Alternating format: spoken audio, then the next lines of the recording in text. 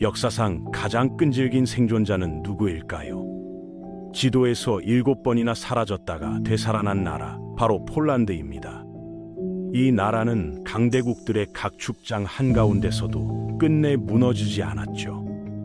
오늘은 그 놀라운 생존의 역사, 폴란드가 어떻게 7번의 멸망을 딛고 다시 일어섰는지 살펴보겠습니다. 966년 이전 폴란드는 피아스트 왕조가 다스리는 부족 연합체에 불과했습니다. 당시 유럽에서는 기독교 국가만이 왕국으로 인정받았고 주변의 독일과 보헤미아 사이에서 살아남으려면 종교적 정체성이 필요했습니다. 966년 미에슈코 1세가 기독교로 개종하며 폴란드 공국이 탄생했고 그의 아들 볼레스와프 1세가 왕관을 쓰며 왕국의 문을 열었습니다.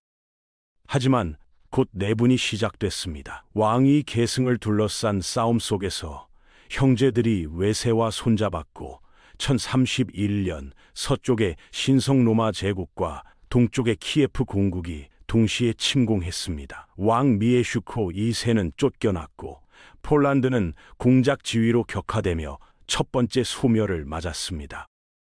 이후 카지미에시 1세가 나라를 복원했지만 안정은 오래가지 않았습니다. 볼레스와프 3세가 임종 직전 왕국을 아들들에게 나누어준 세니오라트 제도로 폴란드는 200년 동안 끊임없는 내전에 시달렸죠. 공작들끼리의 전쟁으로 국토는 조각났고 그 틈을 탄 주변국들이 영토를 잠식했습니다. 특히 트턴 기사단은 기독교화를 명분으로 들어왔다가 결국 폴란드 북부를 점령했습니다. 1300년대 초 부아디스와프 1세 워키에테크가 등장했습니다. 작은 체구였지만 인내심으로 공국들을 하나씩 통합해냈죠. 1320년 그는 교황의 인정을 받고 크라쿠프에서 대관식을 올리며 왕국을 부활시켰습니다. 200년 만에 폴란드는 다시 하나가 되었고 두 번째 소멸을 극복했습니다.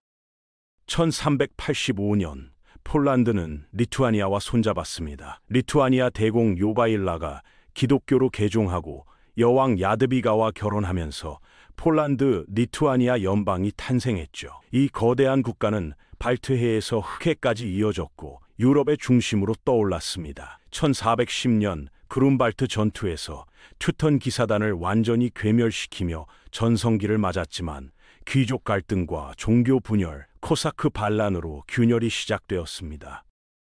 17세기 중반 스웨덴의 대홍수 포토프가 닥쳤습니다. 과거 폴란드 왕위를 빼앗겼던 스웨덴이 복수를 위해 침공한 것이었죠. 5년간의 약탈로 바르샤바와 크라쿠프가 불타고 인구는 절반으로 줄었습니다. 지도에는 이름이 남았지만 실체는 사라졌습니다. 네 번째 소멸이었습니다. 18세기에 들어서자 폴란드는 내부 붕괴로 스스로 무너지고 있었습니다. 리베룸 베토 제도로 귀족 한 명의 반대가 국가를 마비시켰고 왕 스타니스와프 포나토프스키는 러시아 여제 예카테리나 2세의 꼭두각시가 되었습니다. 결국 주변국은 폴란드를 나눠 가지기로 결정했습니다. 1772년 1차 분할로 영토의 3분의 1이 사라졌고 1793년 2차 분할이 이어졌습니다. 하지만 폴란드는 포기하지 않았습니다.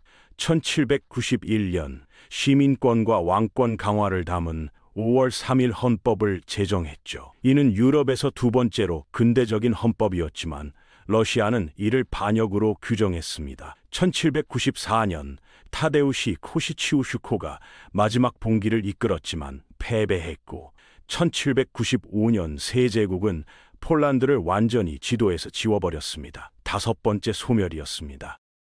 그러나 나폴레옹의 등장으로 폴란드는 다시 희망을 얻었습니다. 그는 프로이센을 격파하고 바르샤바 공국을 세워주었죠. 농노제를 폐지하고 근대화를 추진했지만 나폴레옹의 몰락과 함께 공국도 사라졌습니다. 비엔나 회의에서 새 제국이 다시 폴란드를 나누었고 러시아는 콩그레스 폴란드라는 이름으로 지배했습니다. 이번에는 영토만이 아니라 정체성 자체를 지우려 했습니다. 오스트리아는 가장 온건했지만 독일 제국은 비스마르크의 문화투쟁으로 학교와 교회, 언어까지 독일화했습니다. 러시아는 더욱 혹독했습니다. 폴란드인은 러시아인이 되거나 죽어야 한다. 이 명령 아래 학교는 폐쇄되고 폴란드어는 금지되었으며 교회들은 정교회로 바뀌었습니다. 그럼에도 사람들은 비밀 학교에서 언어를 배우고 망명 정부는 폴란드는 죽지 않았다고 외쳤습니다. 1918년 제1차 세계대전이 끝나며 제국들이 무너졌습니다. 연합국은 독일과 러시아 사이의 완충 국가로 폴란드를 부활시켰습니다. 123년 만에 부활이었지만 국경은 불안했고 내부는 혼란스러웠죠. 그럼에도 폴란드는 이번엔 버티겠다고 다짐했습니다.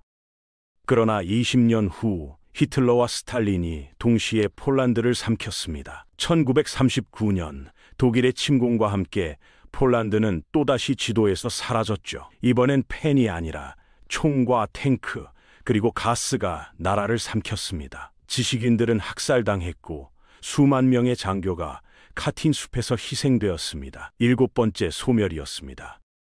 1945년 나치가 패망했지만 새로운 지배자는 스탈린이었습니다. 소련은 해방이라는 이름으로 공산 정권을 세웠고 언론은 검열당했으며 군대는 떠나지 않았습니다. 총 대신 이념으로 사라진 8번째 소멸이었죠.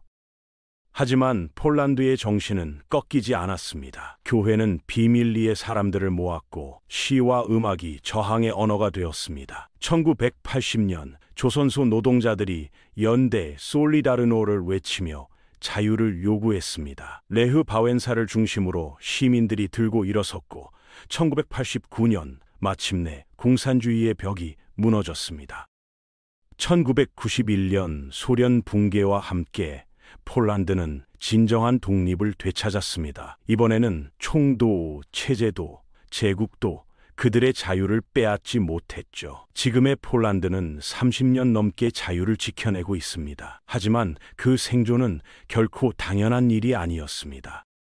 폴란드는 7번 쓰러지고 8번 일어났습니다. 불타도 피어오르고 지워져도 다시 기록되며 결국 모든 제국보다 오래 남았습니다. 몽골도, 튜턴 기사단도, 스웨덴 제국도, 프로이센과 오스트리아도, 러시아 제국과 소련, 그리고 나치 독일까지 모두 사라졌지만 폴란드는 여전히 존재합니다. 불사조처럼 잿더미에서 다시 일어난 나라, 역사에게조차 체크메이트를 선언한 나라, 그것이 바로 폴란드입니다.